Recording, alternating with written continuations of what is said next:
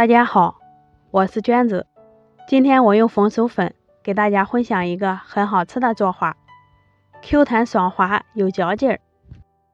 先在盆里倒入1碗红薯粉，还是用同样的碗倒入1碗清水。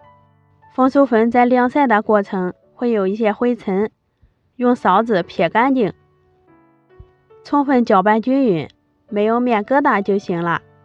先放在一旁。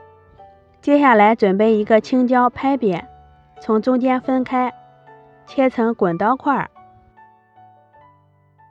再切点葱花，喜欢吃姜的切点姜末，大蒜切成片，几个干辣椒切成小段。我又准备了1-20粒的花椒，这是我们家种的蒜苗，切成长一些的段状备用。不粘锅里淋入适量的油，红薯粉静置的时候会沉淀，再给它搅一搅，直接倒在锅里面，开中火给它加热，期间要不停的搅啊搅，慢慢的就开始凝结成块了。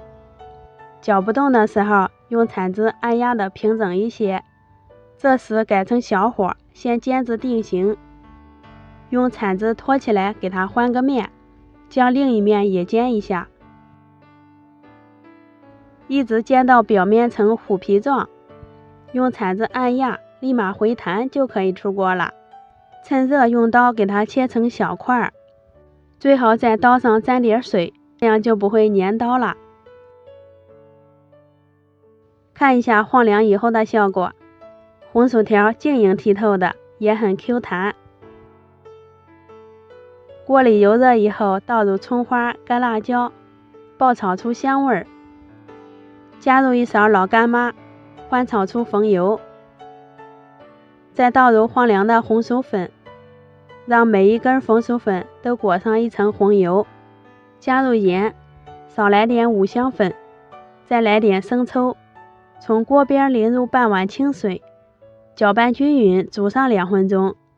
汤汁差不多收完了，倒入青椒和蒜苗，再翻炒1分钟就可以关火了。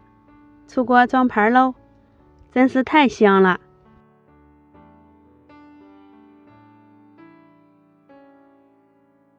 红薯粉这样做真的很好吃哦，入口光滑，又特别的 Q 弹筋道，麻辣鲜香，特解馋。看上去有点像凉粉，但是做法比凉粉还要简单。如果喜欢这个新做法，就点点关注。我是娟子，咱们下期见。